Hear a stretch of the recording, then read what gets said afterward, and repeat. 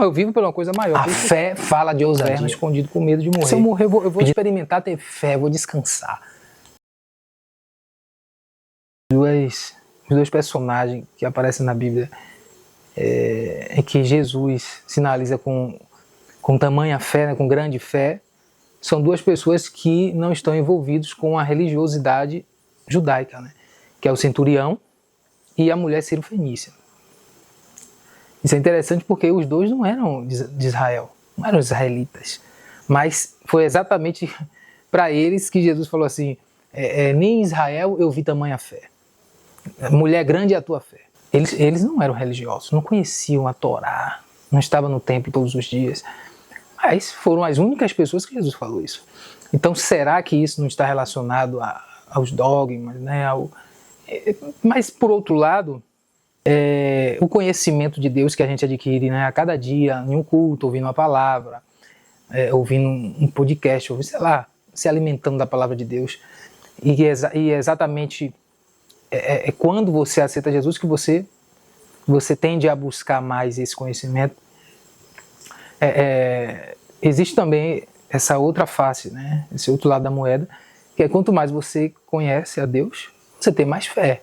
Porque você conhece o poder de Deus, né? Você conhece o amor, você conhece a capacidade dele, você acaba desenvolvendo um relacionamento maior.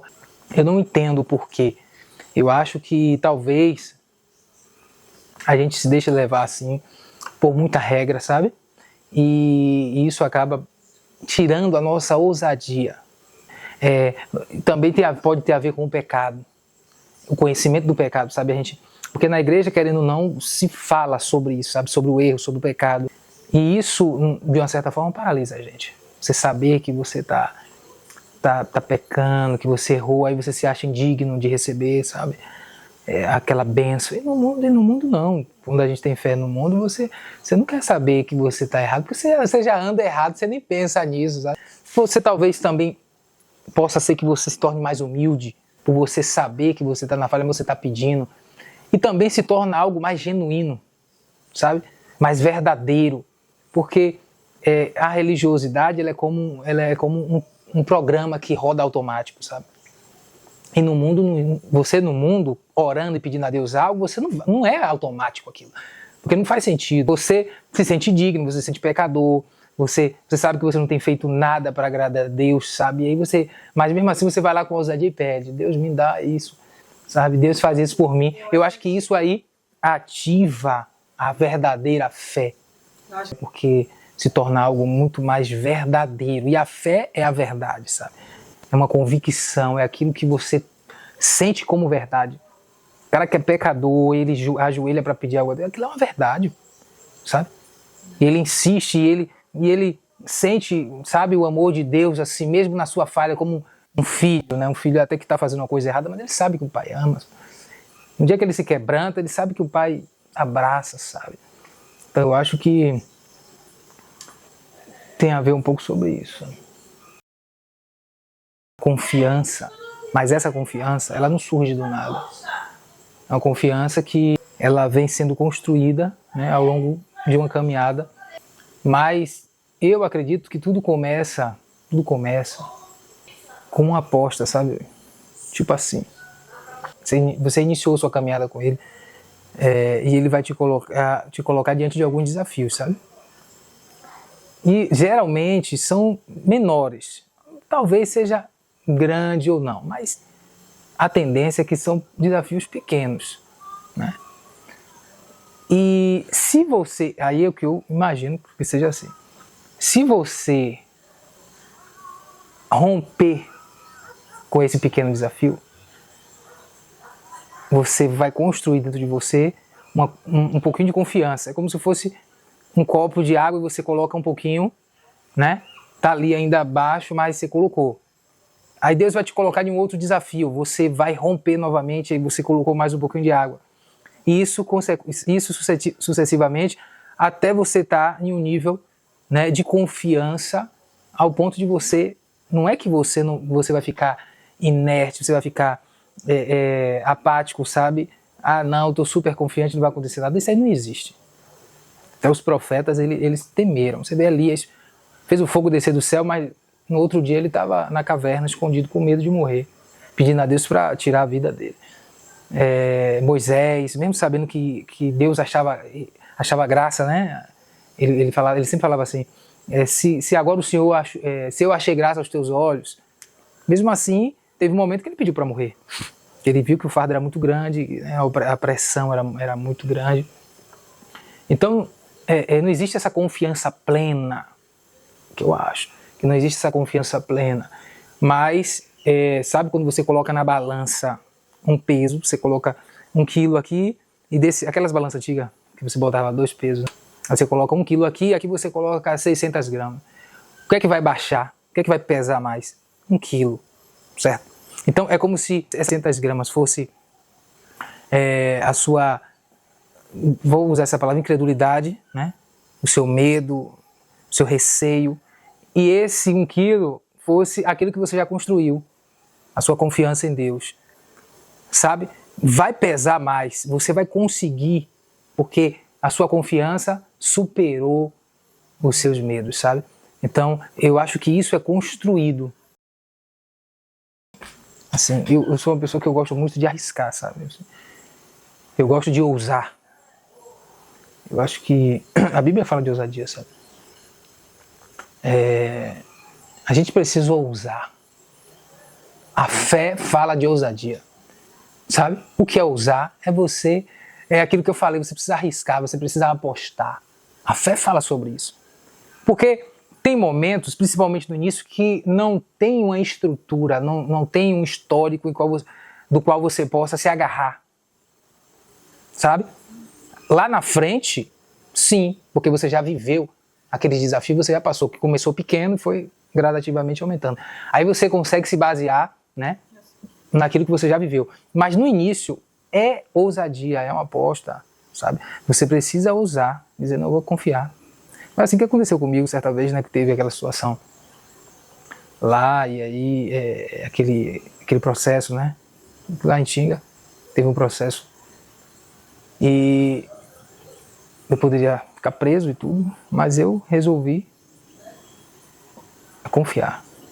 Aí eu descansei e eu joguei pra cima mesmo. Mas assim, nesse momento do confiar, como é que você se comporta, mesmo sabendo que você está na beirada do problema? Que assim, você poderia ser preso. Mas o que foi que você... Mas é isso, eu acho que primeiro, você tem que ser um pouco destemido das consequências, sabe? O cara que ele vai para uma guerra, por exemplo, ele tem que ser um pouco destemido.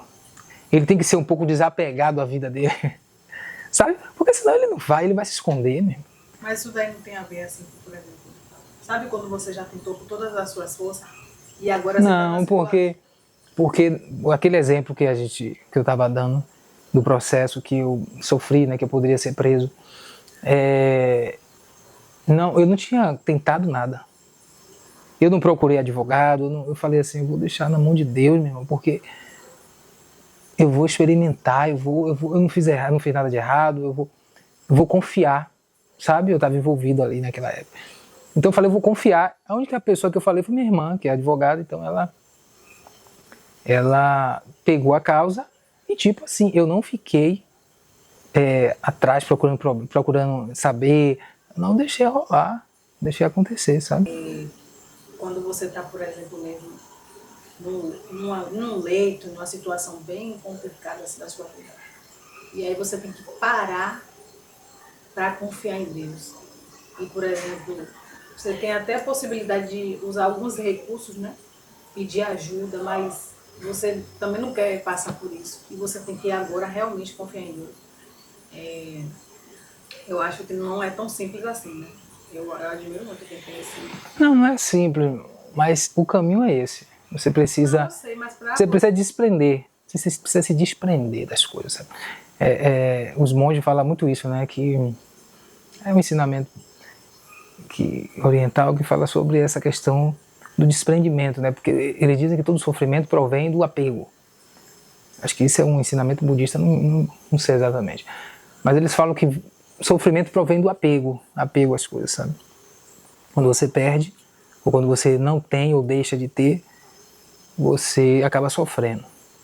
Aí eles dizem que a maioria do sofrimento é por causa do apego. Então você está no leito, certo? Você crê em Deus. Você crê no céu. Você vai dizer, eu vou partir, eu vou pro céu, irmão. Não vai acabar isso aqui, não vai acabar. A minha vida não vai finalizar aqui. Eu vou pro céu, eu vou continuar a viver. É uma transição. Não existe morte para o crente. Isso aconteceu talvez antes de Cristo. Porque Cristo é o primogênito de todas as coisas. E ele deveria ser o primogênito da ressurreição, né? Mas depois dele, como ele falou para o ladrão na cruz, né? Ainda hoje estarás comigo no paraíso. Lá, alguns dizem que é parábola, outros dizem que não, mas o fato é que Lázaro, que era um mendigo, ele, segundo o próprio Jesus, ele foi para o seio de Abraão. Ele morreu e foi para o seio de Abraão. Ele não ficou no esquecimento, morreu, vai ser ressuscitado. Não, o cara está vivendo. Lá em Apocalipse diz que abaixo ou debaixo do trono de Deus existe as almas daqueles que foram mortos, os mártires, né? Estão clamando por justiça. Eles estão vivos. A própria Bíblia diz que Deus é um Deus de vivos. O próprio Jesus falou isso, né? Ele disse que Deus é um Deus de vivos, não de mortos. Mas, então, você está no leito, você tem que crer. Se eu morrer, eu vou experimentar ter fé, vou descansar. Se eu morrer, eu vou para o céu. Eu sou assim, eu penso nessa linha, sabe? Eu penso nessa linha. Aí agora quando você é muito apegado às coisas da terra, você não quer perder aqui. Você, eu quero viver, quero mais, quero... Mas quando você não tem muito prazer com as coisas daqui, você não se apega, não. Pô. Mas você não tem prazer? Bem pouco, bebê, assim, não é uma coisa que me preenche tanto, sabe? Não, eu vivo por uma coisa maior, por isso que eu sou crente. Eu sempre busquei isso, algo maior do que eu, maior do que o que foi proposto, né? O que é proposto pelo mundo, né? O que é que o mundo diz. Mas o que você acha que do mundo? Você acha por que não tem? Porque a gente gosta, né, de viver, todos nós gostamos de viver. Não é que você não goste. Eu gosto de viver, meu amor, mas é a fé que eu tenho que a morte não é o fim,